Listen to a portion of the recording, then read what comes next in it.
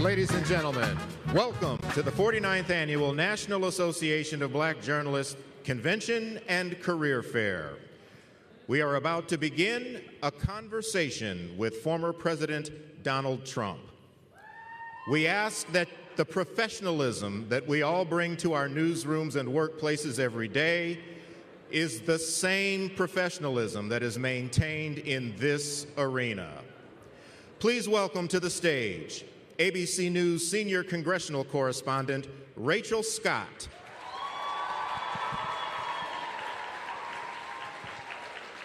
Semaphore political reporter Kadia Goba.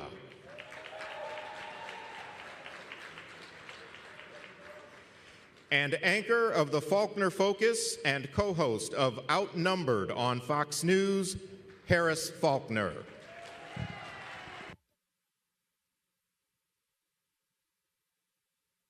NABJ. Mic's on? Hear me? Here we go. Test, test, test. Good afternoon, NABJ, and welcome to a conversation with former President Donald Trump. This discussion continues a decades-long tradition during election years of inviting journalists to discuss the policies and their impact with the candidates who are running for president, and the impact of those policies, especially in Black communities. Former Presidents George W. Bush, Barack Obama, and Bill Clinton have attended the NABJ conventions either as presidents or as presidential candidates in past years. NABJ is currently in conversation with Vice President Kamala Harris's team to schedule a Q&A either in person or virtually in September. As journalists, we use opportunities like these both to inform our reporting, but also to help voters understand the choices that they face in a consequential and historic election year. NABJ has partnered with PolitiFact to fact-check this conversation in real time. You can access that feed on social media using the hashtag NABJFactCheck. Again, the hashtag is NABJFactCheck. We have a lot to get to, and we do not want to waste any time, so let's bring out the former President of the United States, the Republican nominee for President, former President Donald Trump.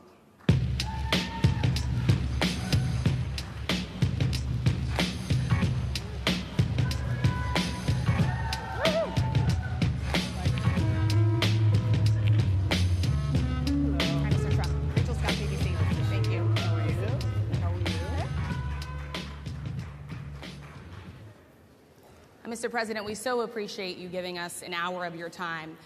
I want to start by addressing the elephant in the room, sir. A lot of people did not think it was appropriate for you to be here today. You have pushed false claims about some of your rivals, from Nikki Haley to former President Barack Obama, saying that they were not born in the United States, which is not true. You have told 4 congresswomen of color who were American citizens to go back to where they came from. You have used words like animal and rabid to describe Black district attorneys. You've attacked Black journalists, calling them a loser, saying the questions that they ask are, quote, stupid and racist. You've had dinner with a white supremacist at your Mar-a-Lago resort. So my question, sir, now that you are asking Black supporters to vote for you, why should Black voters trust you after you have used language like that?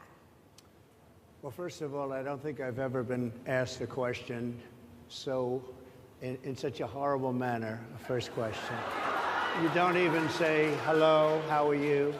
Are you with ABC? Because I think they're a fake news network, a terrible network.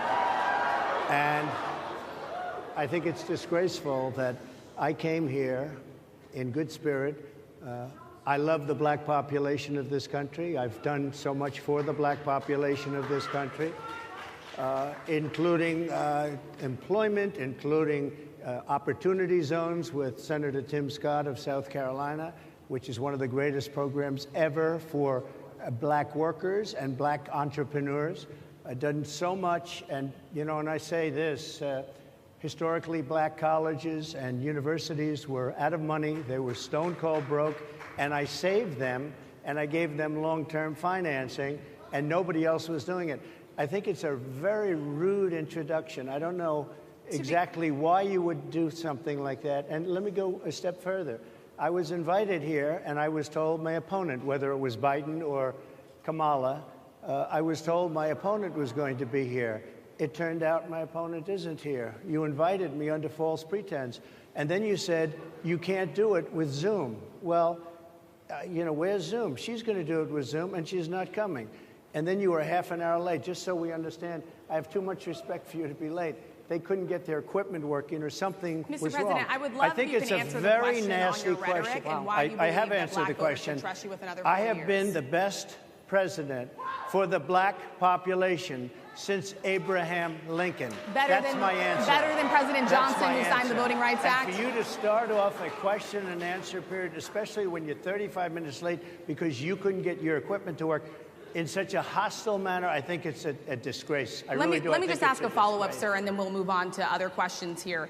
Some of your own supporters, including Republicans on Capitol Hill, have labeled Vice President Kamala Harris, who is the first black and Asian American woman to serve as vice president and be on a major party ticket, as a DEI hire. Is that acceptable language to you? And will you tell those Republicans and those supporters to stop it? How do you define DEI? Go ahead. How do you define diversity, equity, inclusion? Okay, yeah, go ahead. Is that what your definition? That is give me a literally definition the words then. Would you give me a definition DEI. of that? Give me a definition. Sir, I'm asking you a question, a very direct question. Define it for me, if you would. I just defined it, sir. Do you believe that Vice President Kamala Harris is only on the ticket because she is a black woman? Well, I can say no. I think it's maybe a little bit different. So, I've known her a long time indirectly, not directly very much, and she was always of Indian heritage, and she was only promoting Indian heritage. I didn't know she was black until a number of years ago when she happened to turn black, and now she wants to be known as black. So I don't know, is she Indian or is she black? She has always identified as a black woman. She went to a historically black college. I respect either one, but she obviously doesn't, because she was Indian all the way, and then all of a sudden she made a turn, and she became a black person. Just to be clear, sir, do you believe that she is... I think somebody should look into that, too, when you continue in a very hostile, nasty tone. It's a direct question, sir. Do you believe that Vice President Kamala Harris is a DEI hire, as some Republicans have said? I really don't know. I really don't know. Could be. There are some, and there are plenty. I know this lady right over there, Harris, is a fantastic person who just interviewed me at length. And we had a great interview, I think, and I heard you got very good ratings on that interview. You told me it was the longest one of your life, so we had a good discussion. Look, I want to talk about why you're here today. I mean, it is not lost on us how divided we are as a country. And as you were coming today, we really got to see that we were divided along the lines of race, along the lines of gender. And there is this question of, in this moment where we are, why come here? What is your message today? My message is to stop people from invading our country that are taking, frankly, a lot of problems with it. But one of the big problems, and a lot of the journalists in this room I know and I have great respect for, a lot of the journalists in this room are black. I will tell you that coming from the border are millions and millions of people that happen to be taking black jobs. You had the best. What exactly is a black job, sir? A black job is anybody that has a job. That's what it is. Anybody that has a job. All right. And Mr. President, they're taking the employment away from black people. They're coming in, they're invading. It's an invasion of millions of people, probably 15, 16, 17 million people. I have a feeling it's much more than that. And everybody's been seeing what's happened. The first group of people, the black population, is affected most by that, and Kamala is allowing it to happen. She's the border czar. She's the worst border czar in the history of the world. There's never been a border czar like this. She's never even essentially been. She said she was there once, but not the right part of the border. So she was a border czar. She's done a horrible job. These people are coming into our country, and they're taking black jobs and Hispanic jobs, and frankly, they're taking union jobs. Unions are being very badly affected by all of the millions of people that are pouring into our country. And one thing, as we discussed, many of these people are coming in from mental institutions, from prisons, from jails. They're gang members in other countries.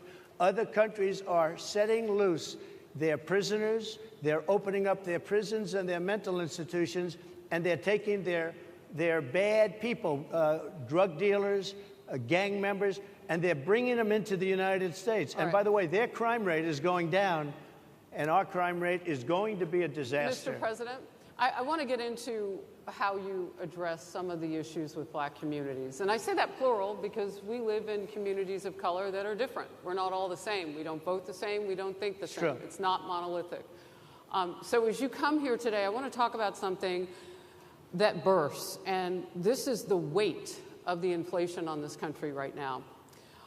The nonprofit Money Management International recently released data from its mid-year analysis that we have found a 52% rise in people who are seeking counseling for being in credit debt. They're paying for food that is sky high on their credit cards, and now they can't pay that off. The credit counseling nonprofit MMI, as I said, is saying now that they've seen surges that they haven't seen since we were in a pandemic of people in financial trouble. Much of that falls on the shoulders of single moms, single black moms, when you look statistically. Yeah. How do you turn it around? What's your plan for the black community when it comes to money? So, first of all, it's very hard to hear you for whatever reason because of the fact that they have bad equipment, because I guess, you know, this woman was unable to get the right equipment. But it's very hard for me to hear you, but I can hear every other word. It's very difficult, actually. But so I don't know if they can fix it or do something with it, but I'll do the best I can with it. The inflation is absolutely destroying our middle class, our working class, virtually every class. Inflation is a disaster in our country. Inflation is a country buster. It breaks every country. And we had, in my opinion, the worst inflation we've had. They say it's 58 years, but I think it's much more than that. It's been devastating. And if you just take a look at a lot of things they don't include, like interest rates. Interest rates went from 2.4% to 10%, and you can't get the money. People can't buy houses. They no longer have the American dream. Young people, young black people, they don't have the American dream anymore. They can't buy a house. They can't borrow the money because of the cost of the money. They can't buy it because of the cost of housing, because of the cost to build it, because of inflation. Inflation is a disaster, and it's destroying our country, and it's destroying the black community probably as much or more than any. So what do you do? What's your plan? You know what we have to do? We have to bring down the cost of energy, and that's going to bring down the cost of inflation. This was all started with a bad energy policy by Joe Biden. By the way, just if I might, I was running against a man named Biden. You probably saw that. And he was losing very badly in the polls, and then he had a rather bad debate. I would say it was a bad debate. I would say it was one of the worst debates in history. And his poll numbers crashed. And instead of saying, you know, let's keep going and maybe something happens the other way, they said, oh, we're going to replace him. Let's just replace him. That's like you're in a fight, a prize fighter's in a fight. He's not doing what you say, let's bring in another fighter. So our whole campaign was steered toward him, and now we have to steer toward him. But ultimately it's the same because they have bad policy.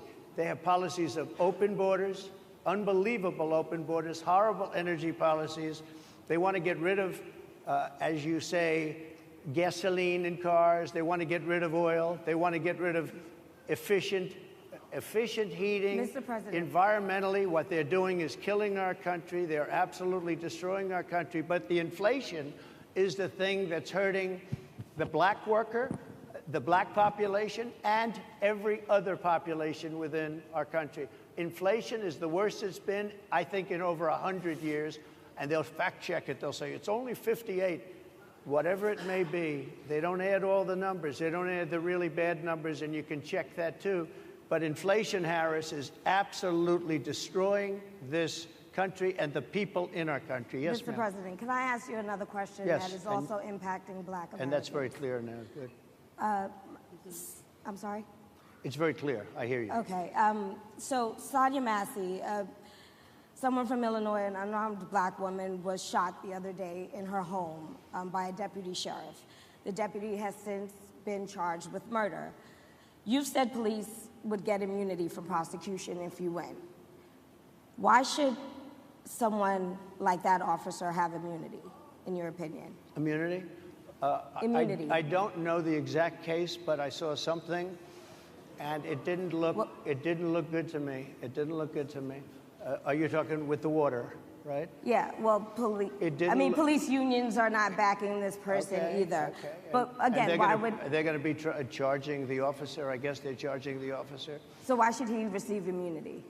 Well, he might not. I mean, it depends. It depends on what happens. I'm talking about people that are much different cases than that. We need people to protect ourselves. And by the way, in Chicago, as an example, a few weeks ago, July 4th weekend, they had 117 shootings and 17 deaths. Nobody wants that. Nobody wants that. We need to have our police officers have the respect and dignity back.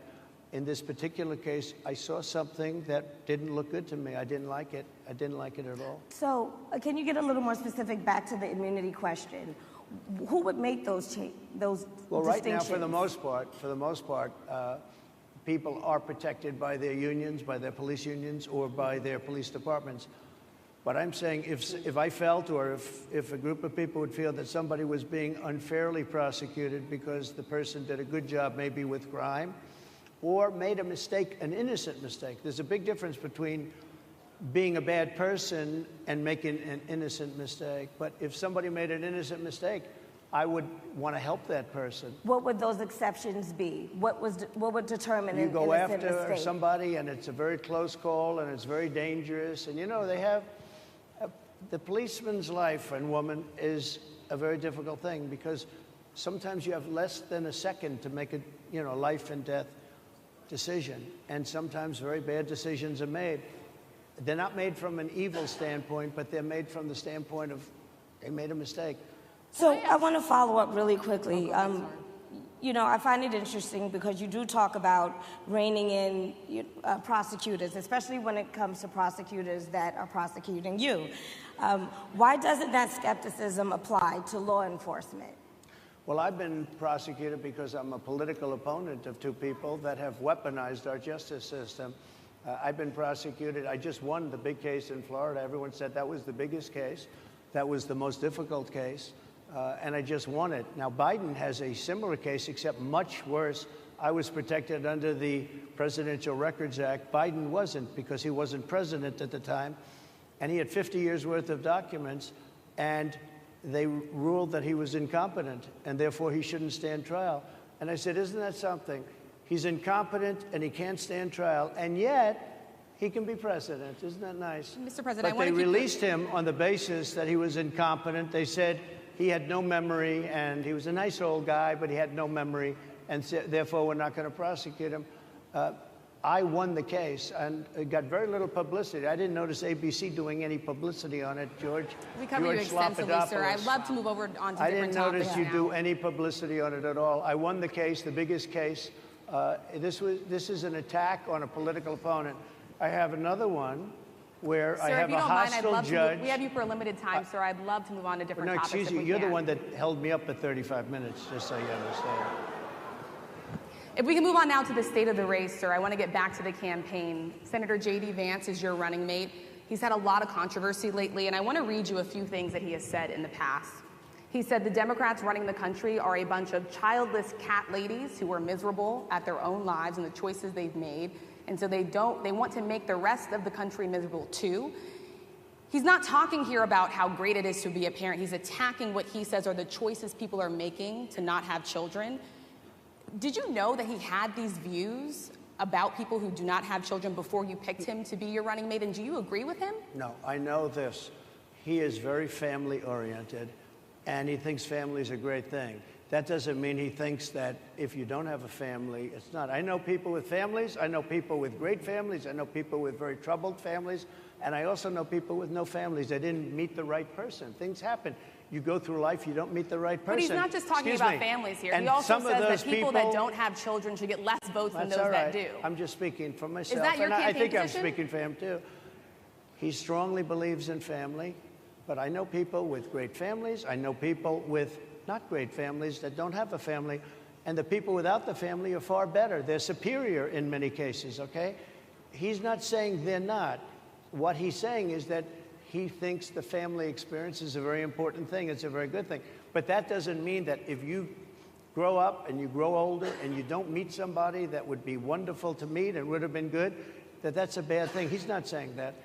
My interpretation, you'll have to ask him, actually, but my interpretation is he's strongly family-oriented. But that doesn't mean if you don't have a family there's something wrong with it. Just Mr. one last President? point, and then we'll move on. Just one of the bedrock principles of American life is one person, one vote. Senator J.D. Vance has suggested that someone who has children should have more votes than a person who does not have children. I just want to be clear here. Is that the position of your campaign? Well, no, but it's not something I have ever heard before. I can tell you this. Right now you have illegal aliens coming into our country, many from prisons and many from mental institutions, and they want to give them votes. I don't think they should have votes. They came into our country illegally, People and who they're are only taking the American vote away citizens from are all allowed of the to vote, people in sir. this room that have been here a long time, that have worked hard, that in many cases, and you'll see this happening, if I'm not elected, you're going to see it happening. If I am, you're not going to have any problem. But you're going to see it happening a long time. You're going to see the people in this room and people outside of this room are going to be losing their jobs to people that have come into this country illegally. Mr. President, can we stay with just kind of the state of the race right now? Because I felt like that vice president question, candidate question was right in there with that. So let's talk about J.D. Vance for a little bit. He's had some stumbles out of the gate. I don't know if you're hearing what we hear as reporters, but it's been a tough couple of weeks for him. Why did you choose J.D. Vance? Why did you choose him? And I'm having a hard time hearing, too. I chose know him everybody because out there can, but it's I'll hard tell to you hear. why. I chose him because he's a very strong believer in work and the working man and woman, and especially the working man and woman who have been treated very unfairly, because you have many of them in this room. But you have many of those people, they were treated very unfairly. They worked very hard and they were treated unfairly. He wrote the book that became a bestseller. The movie became a smash hit. He's a very smart guy without the benefit of having a family that has contacts, like a father that was well-connected. He got into Yale Law School. He graduated in 2 years from Ohio State, summa cum laude. I mean, you take a look at, his career has been an amazing career. He started off at a level with a difficult family situation, very difficult, with the mother and the father and everything else. He ends up going to Yale Law School and was one of the top students, became the head of the law journal. I mean, that's an amazing thing. He's a 4-year, he was in the military with great distinction for 4 years, got out, went into business, became successful in business, very successful in business, actually. Did public offerings and other things. And I have to believe in that. I mean, he's somebody that was born in a rough situation. Most of the people know that situation because it was very well documented in his book. And I have a lot of respect for somebody that can get into Yale and become one of the best students in Yale, that meets a young woman at Yale who was also outstanding, and they get married, they have a beautiful family. But he had he's made himself an amazing life. He then goes to Ohio, lives in Ohio, and he had my endorsement. That helped. But he wins the Senate. He becomes a United States Senator. So he's a United States Senator. So Harris, like I respect you for your success, I respect people for their success. The reason I asked the question is because the last time you and I sat and talked was the day that you were shot.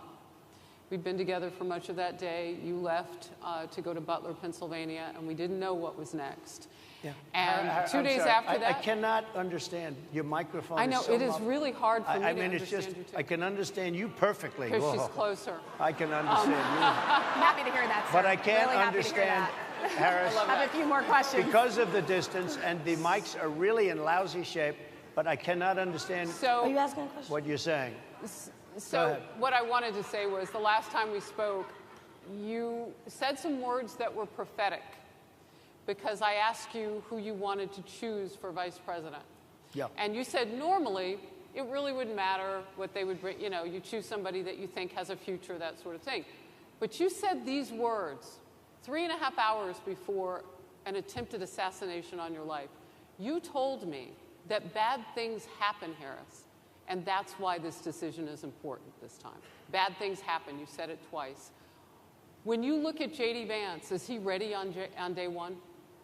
Does he what? Ready on day one, if he has to be. I've always had great respect for him, and for the other candidates too.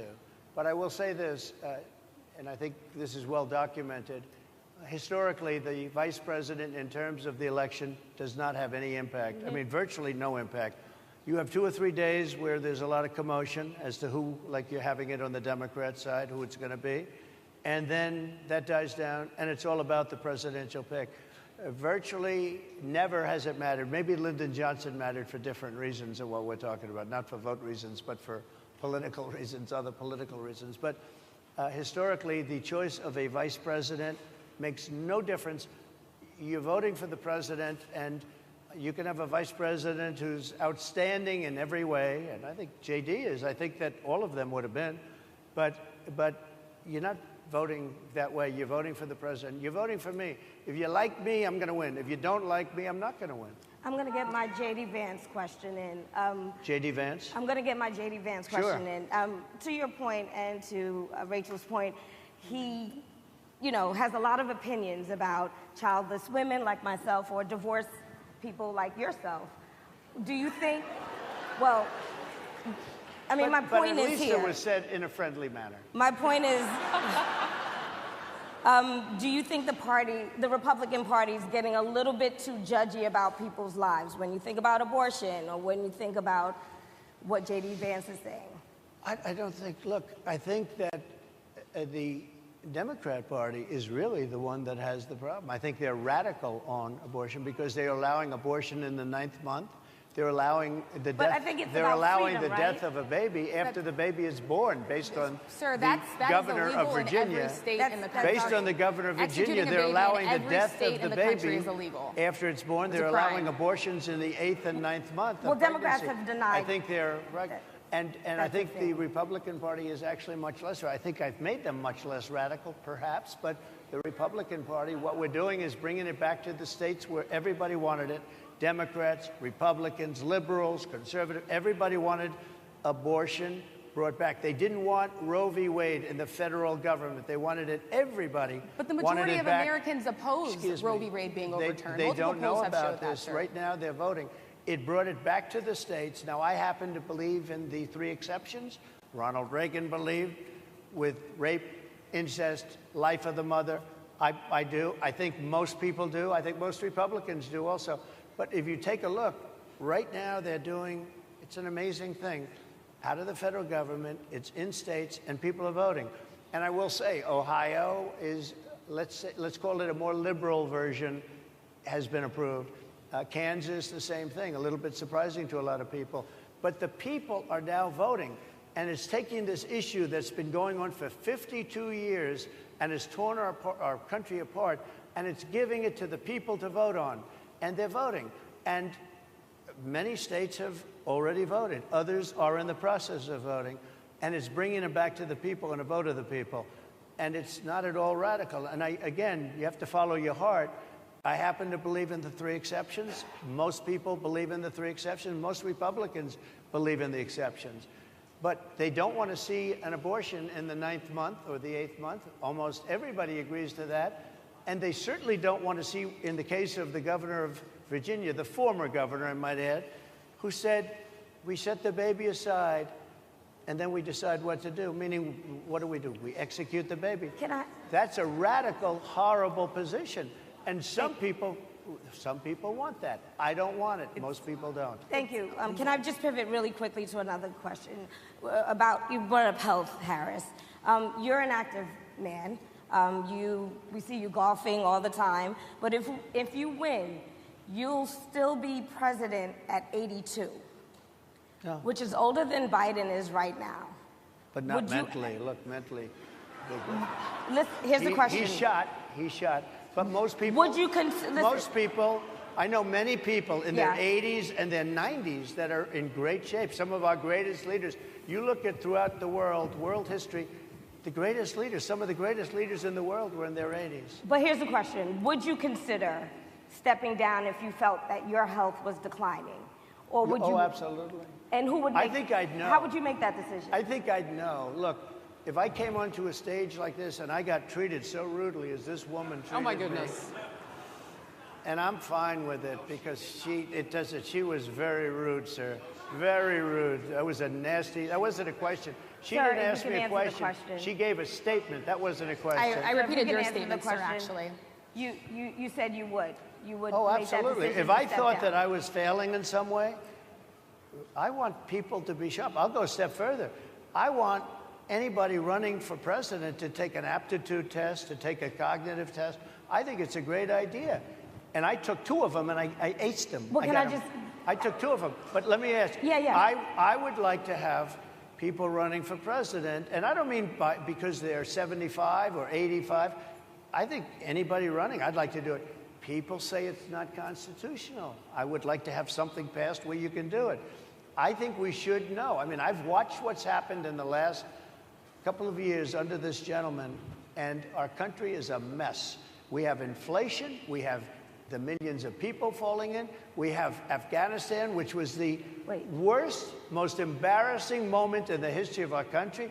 What he has done to our country, and her too, what they've done to our country, she has been a horrible vice president. She's considered the worst vice president in the history of our country. Mr. Don't mean to President. interrupt you, but would you consider taking the cognitive test Mr. President. I would love to and do make it. it public? Well, I've already taken 2 of them, but I'll do it again. Mr. I President, suggested- how do you While you're president. intend to... I suggested, Harris, that let's take one.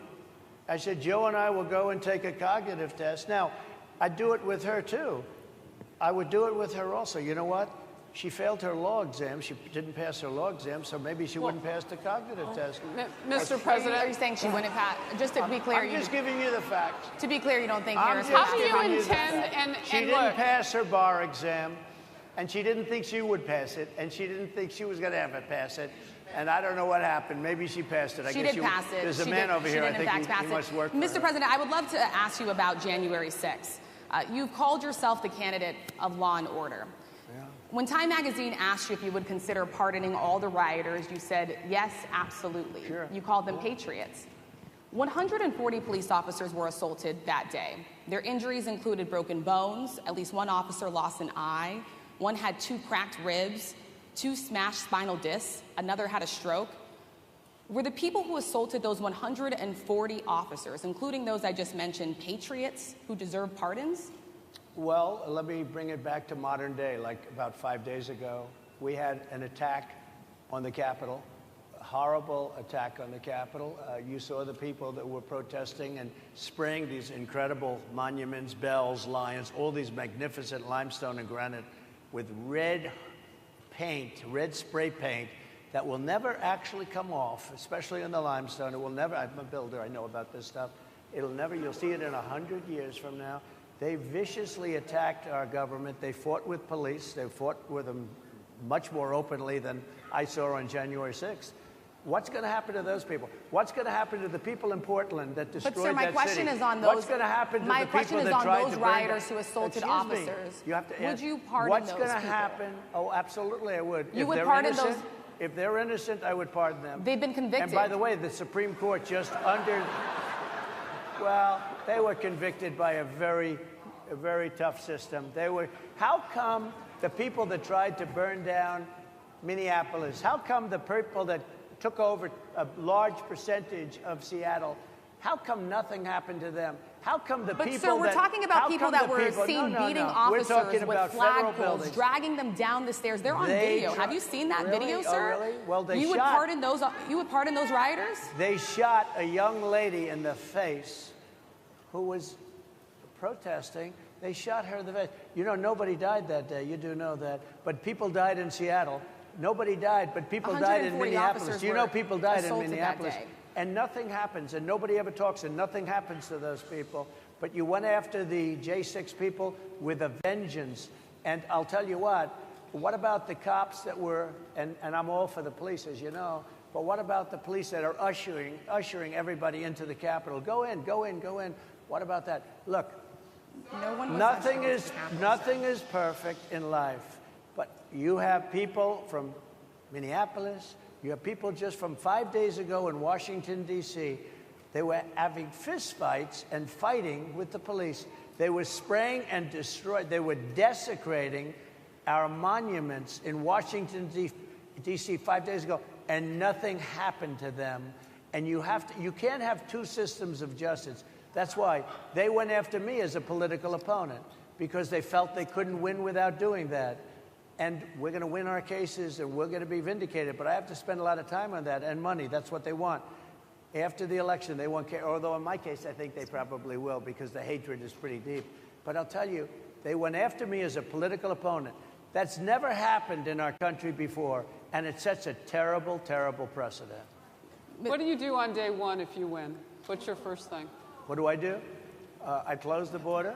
And I do two things, because I can do a lot of things simultaneously. I close the border. We don't want people coming in. We want people to come in, Harris, but they have to be vetted. They have to be checked. They have to come in legally. We want people. I want people to come into our country, but they have to be vetted. They have to be checked.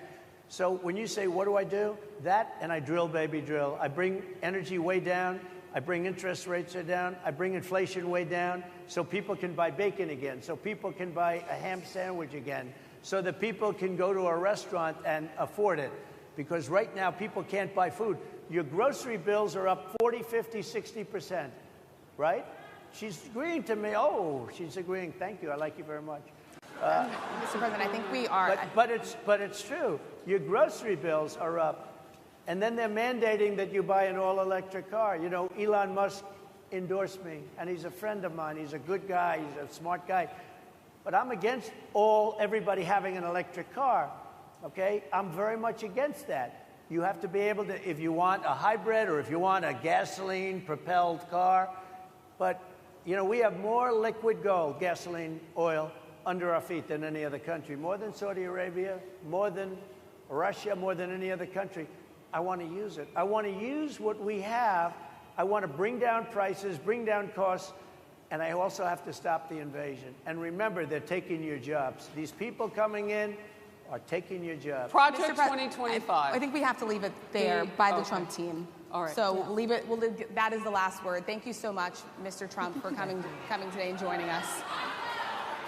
Well, thank you very much. They've been telling us. Thank you. Thank you, everybody, very much. Great honor. Thank you, Mr. President. Thank you. NABJ will email about details regarding the conversation with Vice President Kamala Harris in September. Thank you. Thank you very much. Thank you, sir.